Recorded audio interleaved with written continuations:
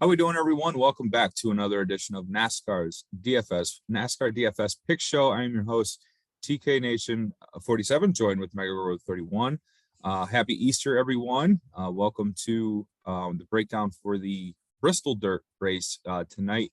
Mega, any takeaways, and how is your Easter going so far?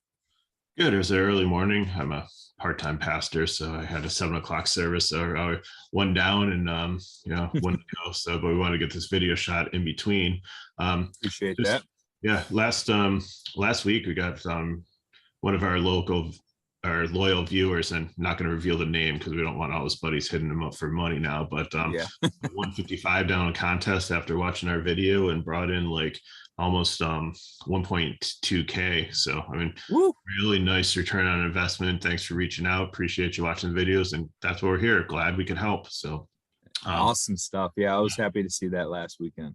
Yeah, and the truck race, I think we learned there was very few leaders. The other thing is like Parker Klingerman had him as a fade because there was some couple guys that started in the top 10 were like, no way that they're possibly going to stay up here. But like he, and I think it was Ankrum until he got wrecked, like just they did it. They hung up there. So it didn't look like there was a ton of place differential gain besides the one dude that was in, I can't remember his last name, but he was in the Kyle Busch main truck. Coily, there's some, I can't. Yeah. Again, the name doesn't matter, but the principle is that he had a bad heat and couldn't finish it. His truck overheated. So, but he started in the back and he knew what he was doing and he made his way up. So Rhodes dominated that race. There were very few leaders. I think there was only 3, maybe 4 overall. And Rhodes pitted. Some of the other guys stayed out. It didn't seem like tires really mattered that much. It's a slick track anyway. So, everybody kept on saying tires didn't matter, and I think in some cases that was true. But if you know what you're doing on dirt, like Rhodes did, like he just knifed right through like a hot knife through butter. Like he just like split, got out there, dominated. And I think the ones that know what they're doing, if they do pit or if they do get like a little bit behind, or different strategies on restarts, like things like that.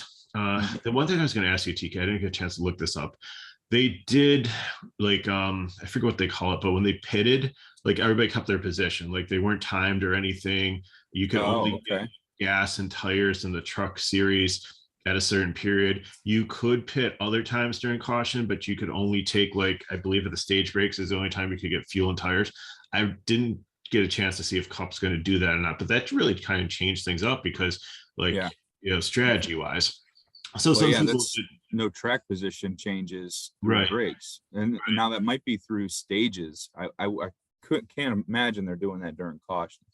They do it like I think it's called like non-live pitting or something, and they do it often in Xfinity and truck for like lower budget teams when it's a track that's not as familiar, where like not all the series is running. Because what you can generally do is, if everybody's here, like some of the Cup teams will like pit for like the trucks and there's enough resources to go around, but when things are spread out that much, it doesn't like if the trucks are running at like some kind of track, and like when they do like Knoxville and like nobody else is there, I think that's why they do it. But anyways, so I have an answer for your stage break. They can only change tires and fuel at stage breaks. Okay, that's what I thought. So drivers will choose to come in beforehand to get, gas or chassis adjustments. Yeah. Or fixed damage. Okay. Or damage. Yeah. So I think, we just really want to look for guys here that are good on dirt. And I mean, there's some indifferent guys that don't care. And I think sometimes that bodes well also. Denny Hamlin's a good example. Last year, he went in there and he's like, I'm not going to go and buy like a modified car. I'm not going to spend like tons of time practicing on Saturday nights and like weekends and my weekends off. He's like, NASCAR wants me to run on dirt. I'm a professional driver. I'm going to hop in my car and let's see what happens. And he did very well. So, it's dirt in a traditional sense, but there's a lot of banking, so there's still some traditional style driving that you can do that, can lend its way. But I still think, yeah, guys that have experience on dirt are going to have the advantage. And, we saw a couple of Cup drivers in the race last night, Chase Elliott, Austin Dillon, Joey Logano, all those guys have, the Harrison Burton, experience. if you consider him a Cup driver. Sure. Yeah. If you want to say that. Yep. But yeah, they have some experience on the track already. So they'll have a little bit of a leg up. Let's get into some picks here. Let's talk about the surprise poll, I guess you would say, Cole Custer. This is probably going to be the only time you'll ever see a pole sitter sub 6K in probably your entire life. Yeah, and it was based on heats and things like that. And Cole Custer has qualified well this year, but has not run well in races. And I don't think he's really good on dirt. I have him listed as a GPP and not a fade, simply because, like I said, there were guys yesterday that I thought for sure would just drop like an anchor as soon as they got like lucky in the heat, or some of the better trucks in the heat.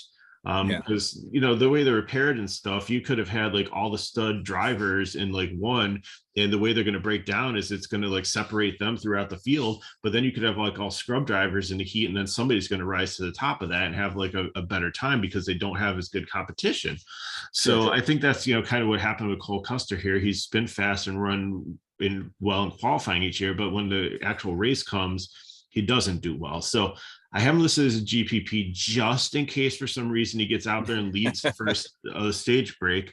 If Bell and Reddick tangle. But TK, we witnessed history last night. I forgot to bring this up when we were talking about the truck races. Do you know why we saw history? No, what's up? It was the first time ever in the NASCAR Truck Series that every single truck finished the race. Are you kidding me? No. Wow. Yes.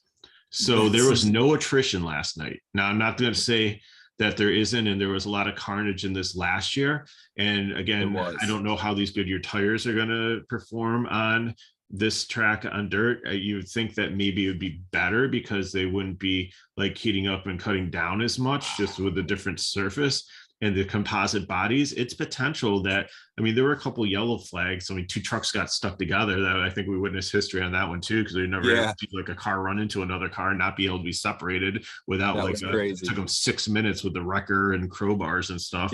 But those trucks got right back in the race. So everybody that spun out or had an issue was able to continue on with this. So we might not see much attrition. So that's why I think Bell's not a fade. He's a GPP here because potentially he could get out there and lead a bunch. He also could still, I think he's a really, really good play on FanDuel, because if he could just like stay in the top 10, he's going to lose like points for place differential. But I think his finishing position is, and at that price is going to offset everything. I think he's a top 20 truck or car today. Sorry, truck. Top 20 car. I don't know about top 10, but I think, like you said, I think his track position is going to get him some lead laps. He's going to have the best pit stall.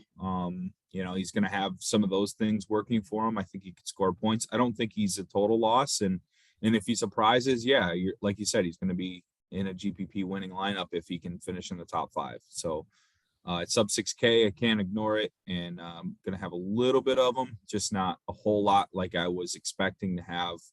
With a traditional pole sitter here on the dirt track. Next up, we have Christopher Bell and Tyler Reddick. These are two drivers you have listed here as prime. Take it away.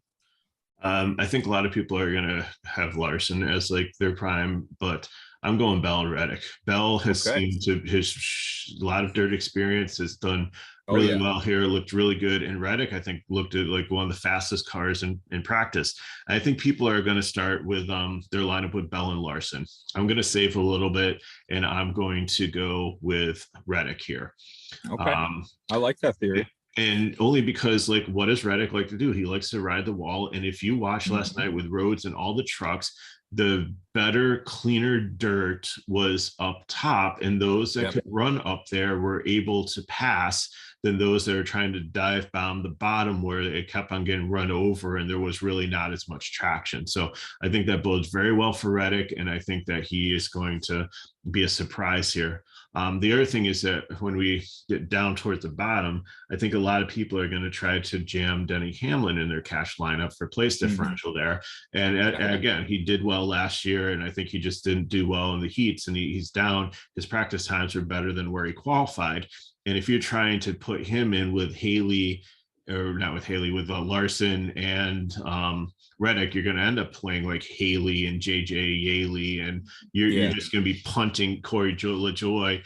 And this just isn't really the track that you want to punt those. It's not like Xfinity or Truck where like mechanical breakdowns are going to happen, but it's probably you're not really going to get really good finishing position or any place differential. So I would rather take Reddick up here, who I think could lead. And if Larson wins the race and dominates, so be it. He's the first guy in my GPP lineup because just that's where that build's going to go. But I'd rather try to get a place differential driver like Blaney or Hamlin in my lineup, and then have the rest of the guys be solid middle range guys instead of like trying to accommodate Bell and Larson.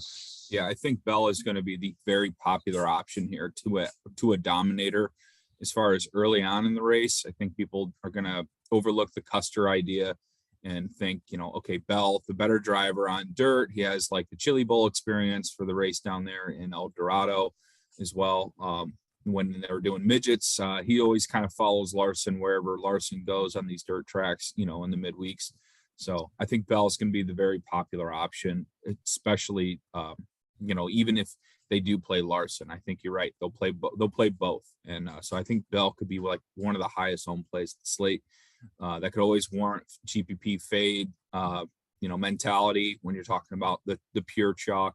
And I think Reddick is a good way of getting different, especially off of the dominator builds with Bell and Larson.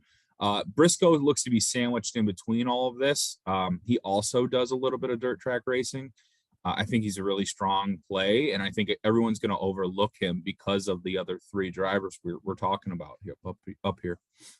Yeah, I think he's definitely a sleeper, and I'll have him in like a GPP line, or maybe mix them in. No, I think I'm set with what I want to do with cash. I definitely mix him with GPP.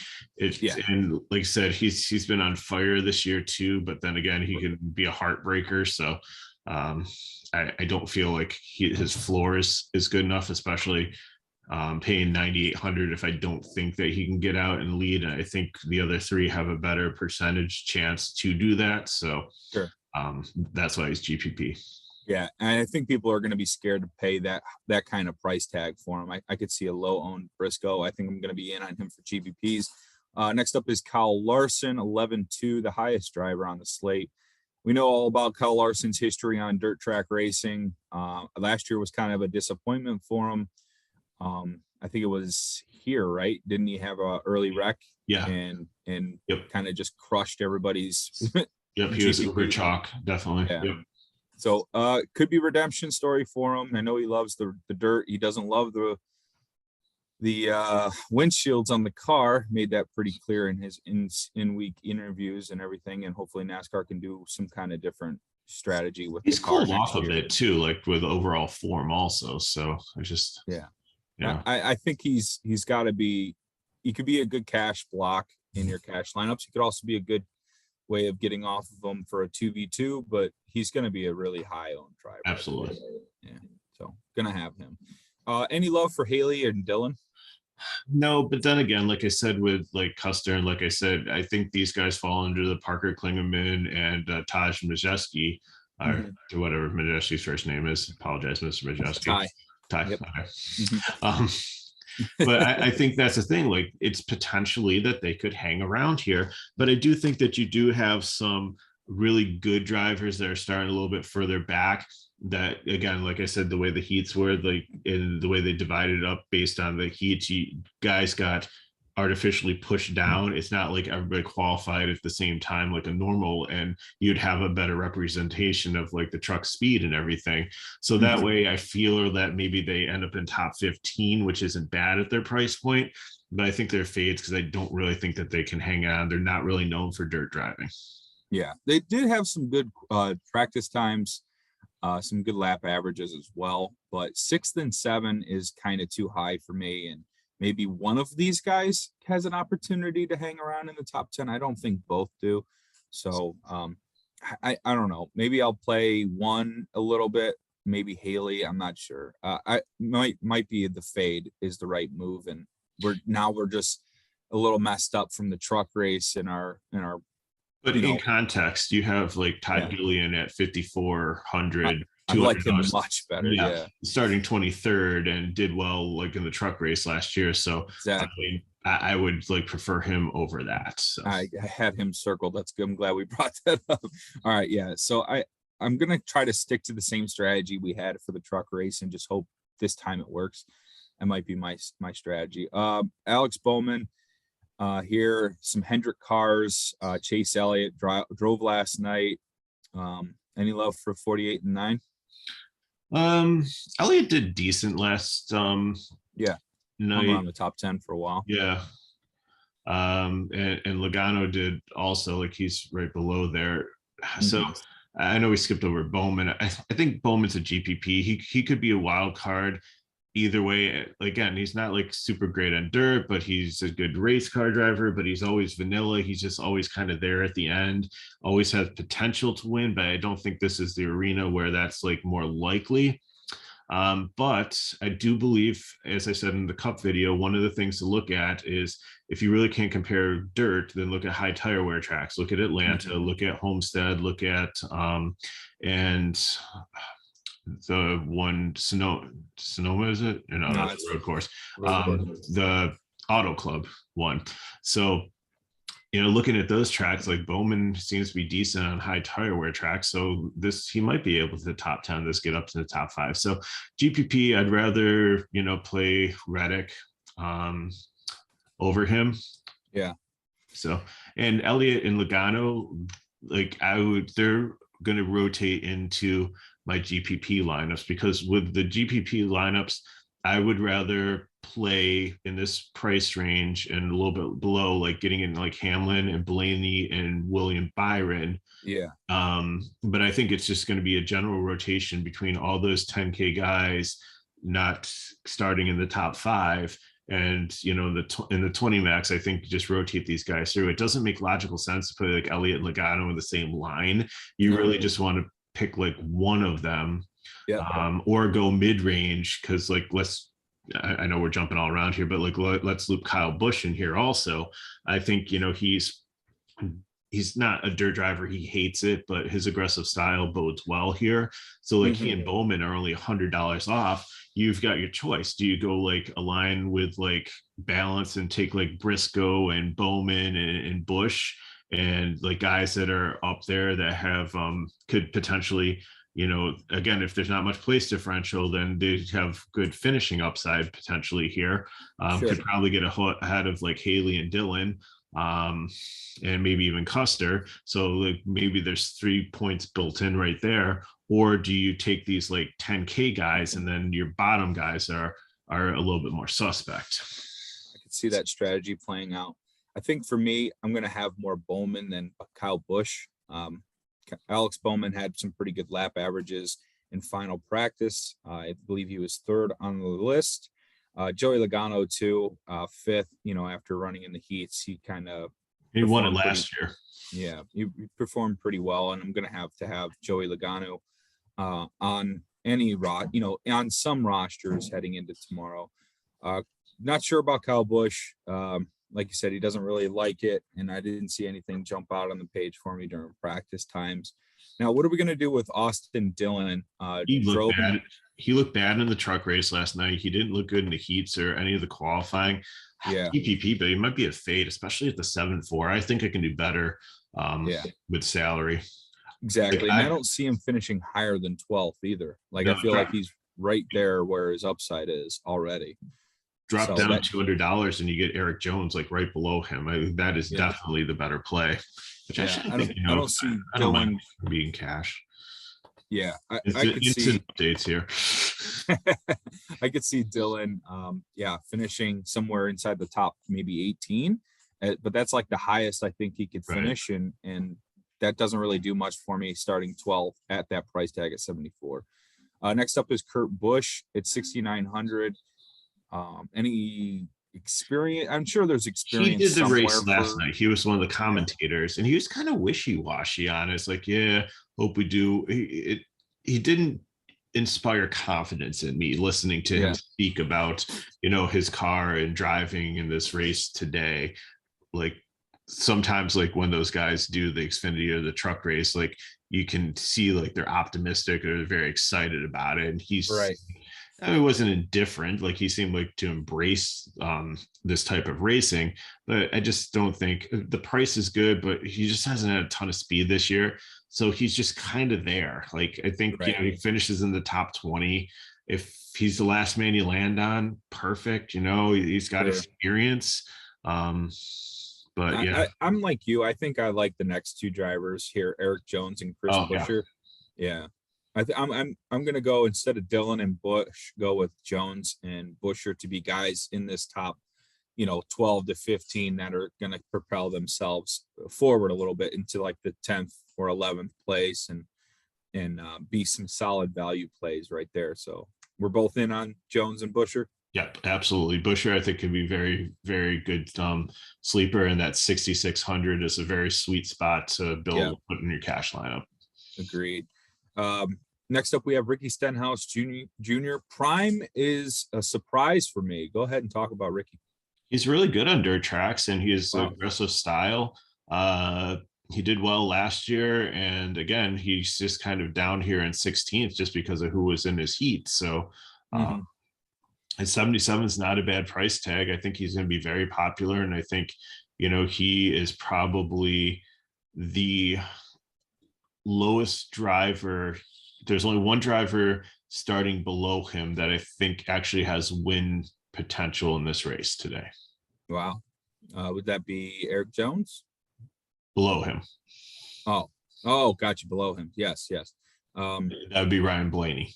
Yeah, that makes a lot of sense. Okay. Ricky Stenhouse. I honestly, I don't know much about him on dirt tracks, so this is interesting. I'll follow along here with this one. Michael McDowell and Brad Keselowski, I agree.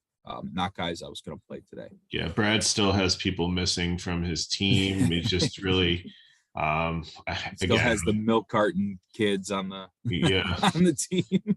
Yeah. And McDowell, like he's good at specific tracks, and I just really haven't seen a lot out of him for this one. So I think they at least finish in the top 25, but again, like price wise, I would rather play Buescher, who's 200 more than McDowell, and I'd rather save the 200 on if you average those two scores, you have Buescher and Stenhouse. Yeah, pretty much. So we're out on those two. It makes a lot of sense if we're in on the other two.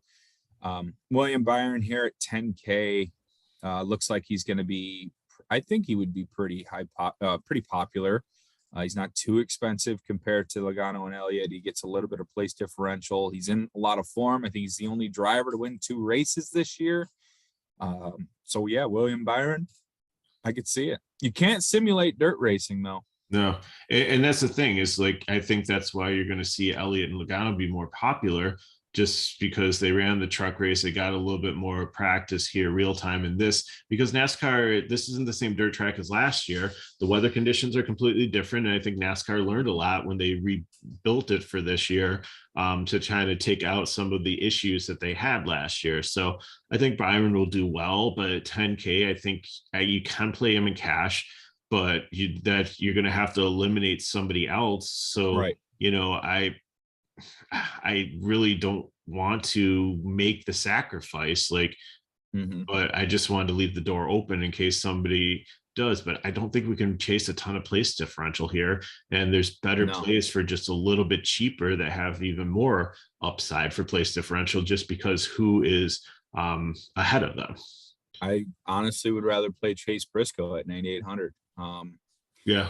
Even with him starting 4th, I still think there's upside for leading laps. I think there's upside to him winning the race. And I don't think William Byron can win this race. I think he can get solid place differential points, but if this is a long green flag with no attrition, how is he going to move in, farther up into the field as quickly as he normally would with cautions and, pitch strategies? And if you can only change tire and fuels on stage breaks, it's not going to help his cause here for starting in 19th. So I'm with you. I rather play some of the guys we talked about ahead of him, but certainly into the player pool in case he does have a really strong day. All right, moving on to Austin Cindric. I have nothing here. It's just Xfinity didn't run here on dirt, so I don't know of any experience he has. 7,100 is way too much to, even speculate in a GPP. So I'm out on him. Now, let me, I'm going to look up a few things and see if it was Cindric that did some of the Chili Bowl races, but I'm pretty sure it was Briscoe. Next up was Daniel Suarez and Bubba Wallace. You're the Bubba guy. I'm the Suarez guy. Are we playing any of these guys? I have Suarez as GPP just because 83, the price point is a little bit difficult to get to. But the thing is last year in this dirt race, when nobody really knew what they were doing other than the few people that bought, dirt rides to go try and went to the local country fair and try to get some experience, fast cars were the ones that did well here, and the ones, as long as they stayed out of wrecks. And Daniel Suarez has had speed all year. So, and that's like Rhodes had and some of the other guys in the truck race. So I think Suarez is a good GPP play just because of his natural speed that he's had this year. And I think he has some dirt experience. Bubba won Eldora on in the truck race, and he did well here last year. I think he got caught up in a wreck, like somebody hit him, and then he was like, I think he was like up in like top 10, and then he like ended up finishing like 26 or something like that. So I think he's definitely a cash play. Like 7,500 isn't bad. I don't think he's going to lead laps or win it, but I think that he can get up ahead of some of these fades that we have in front of him. Yeah, I really like Suarez. Cindric made his come up through like rallycross. So I don't think and it wasn't like the dirt rallycross back roads. It was like the, road course paved surface. So, but Suarez, I like him for 8,300. I think that's a really solid price tag. I think 21st is a nice little starting spot for someone that I feel like can finish inside the top 15 as an upside play. And Bubba Wallace, you get a little bit of a discount for some similar path to, his ceiling path of points here. But the main guy for me in this price or this little pocket of drivers is Todd Gilliland. He's going to probably be one of the highest owned plays on the slate for me. I think he's my perfect value play at 5,400. Like we mentioned earlier about his success on the dirt with the truck last year. I think, he's got a lot of that background. I'm in on Gilliland. Yeah, I agree. Definitely think he's a good play here at 54. And I think he's definitely someone that you're going to have to put in your cash lineup in order to get some of the other guys you want in. Harrison Burton's next, and he ran the truck race last night, but I wasn't really impressed with anything there. And we've been not super impressed with his Cup series so far. So I'm not on him even at 6,100. Yeah, no thanks. Just going to keep fading that train and hope it keeps working like it has. That'll bring up Ryan Blaney here, cash 9,400. I would agree. Blaney probably not going to finish anywhere close to where he's about to start. I think he's going to be a top 15 car. So, I'm in for Blaney. And the factors on Blaney is he's not a dirt racer by trade, but his dad is a very, very, very good dirt driver, and he's been fast, and that's what you're looking for is speed here. And I think definitely he's going to move up from 25th. So I think there's definitely some place differential there. And he's not really breaking the bank like Byron is at 10K. You get that $600. It kind of makes a difference. Helps you get to the guy like Christopher Bell or like a Chase Briscoe and Larson up top. I think he's a solid driver too. Maybe not in cash, but in GPPs. Next up is Corey LaJoie, Justin Allgaier. Any love for these two? Allgaier, I think, is a huge wild card here. He's a very good driver.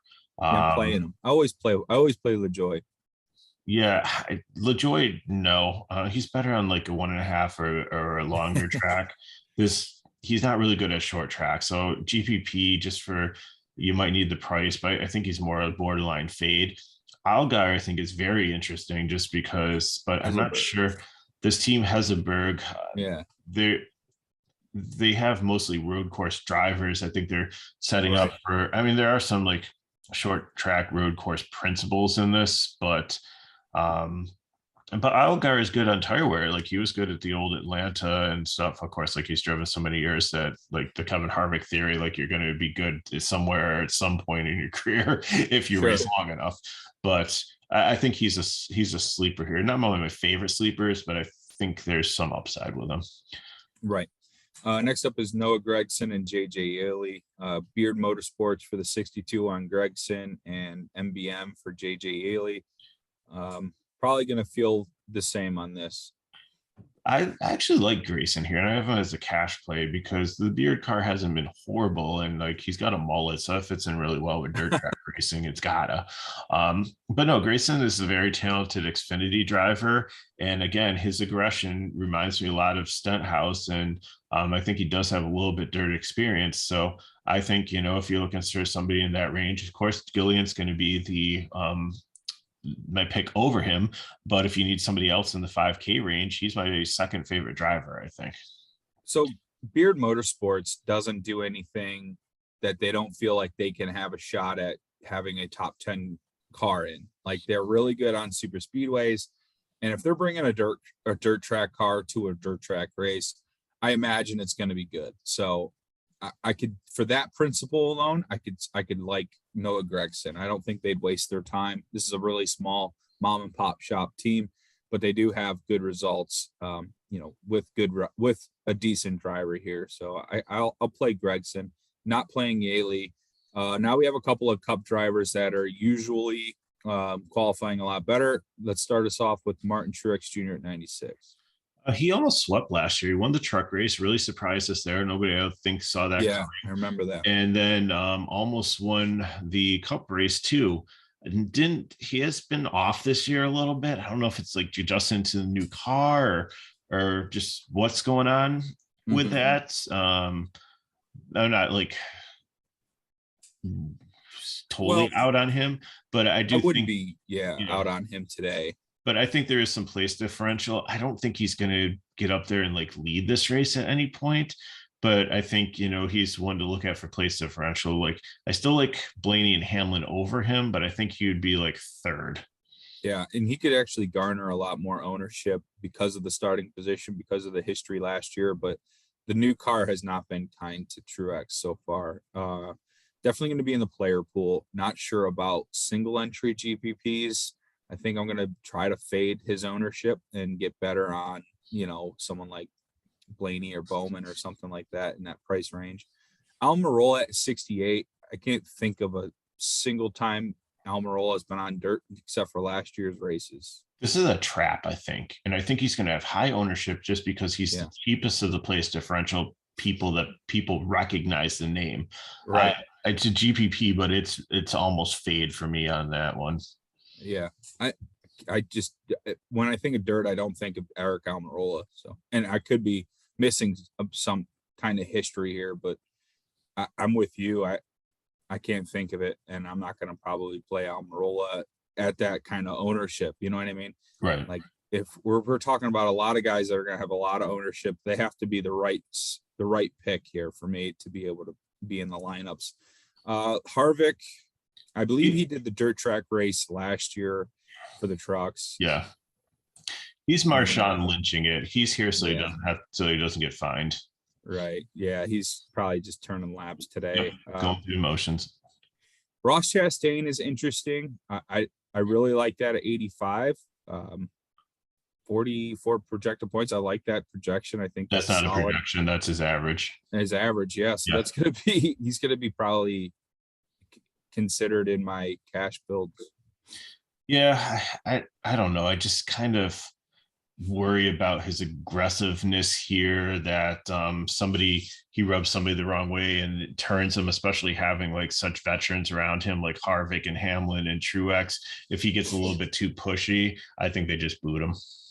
That's that's my only concern here. And it concerns me that he was down this far, and I don't think that his practice times were that spectacular. Really, I see 7th on the lap average for final. Okay, yeah. Then maybe I'm thinking of somebody else. So Denny's was 11th too. Harvick's was pretty bad, and Truex Jr. 25th. Yeah. Maybe I was thinking of them. So yeah, I think he's playable, and he doesn't fit in my cash build, but I think, I'll definitely probably have a lineup with him. Yeah, go ahead. Same thing with Denny Hamlin. Like both these guys, I think are very, very popular as place differential ones, but they didn't fit in my cash build. Just the way the drivers I selected, I didn't have enough for this 8K range. And I didn't want to go down and get a bunch of I didn't want to play like Yaley and Corey LaJoy and Cody Ware and things like that. Makes sense. So before we get to this last driver, I need to tell a story. All right. When my kids were younger, I think it was one of my kids, like 5 years old, we're doing some stuff and we're getting like a meal around, and all of a sudden we look and like the 5-year-old has like a knife, is about ready to cut a carrot, and we're like, oh no, like who gave the kid a knife? I'm looking at this thinking, Josh Williams, who gave him a cup ride? I mean, are you kidding me? He can't even qualify for an Xfinity race. Now, TK and I single-handedly ruined his career just by touting him too much last year, and then he just completely fell off a cliff. So we're sorry, Josh. Then he lost his ride, and now he's in an even worse ride and can't even like qualify for races anymore. And he's in a cup race, and he's not even one of the two that didn't qualify for the cup race. There's 2 legitimate cup drivers that did not qualify, but Josh Williams did. Interesting. Must have some just because Roush. Yeah, they must have had like enough owner points to get him in. I could not believe that. Now, isn't he the 36 front row car? Yeah, it's decent. No. It's the same as Todd Gilliland, so I think. Yeah, I don't know. There's always a reason to play the guy that starts last, if in case there's a attrition part of this race that we haven't seen yet. And he starts with a 4, so I mean, no matter what happens, he's almost 1x. Yeah, I mean, there's always that theory, but if he doesn't get up to speed, like we know Josh Williams can't, there's a good possibility he's 3 laps down before the first stage is over and your day's done with him. So yes, I too was pretty shocked to see that name at the bottom, and Cody Ware is also probably a fade for me as well. Maybe we'll get like a notification right before lock that Stuart Friesen, or maybe even Jessica Friesen, is going to be driving the 36 car in place of Josh. If Friesen jumps in this 36, I'm playing it, but he won't be on DraftKings. Yeah, exactly. Oh well, that'd be that would be our luck. But you know what? After watching the race last night, I really wish that like one of these drivers had like the stomach flu, and we hear that Ben Rhodes gets a cup drive. Right. After he did so well last night, and seeing like some of these Xfinity guys in, I'm like, why did nobody give Ben Rhodes a chance? Hopefully, maybe next year he'll make the big show. Hopefully. All right, that'll wrap things up for today. Good luck to everyone in their dirt track contests for this evening. It should be a decent run to watch. Hopefully, it's not like, well, it won't be like last year or the Dust Bowl. So this should be a much better race to watch. So hopefully we all get a chance to do that. Everyone have a blessed Easter today, and Mega, good luck to you today in your service, and thank you for being the pastor and that you are. And any final thoughts? No, I'm happy Passover to those who are celebrating also, or if you're just enjoying the weekend, good luck in these contests. Enjoy the race tonight. All right, guys, thank you.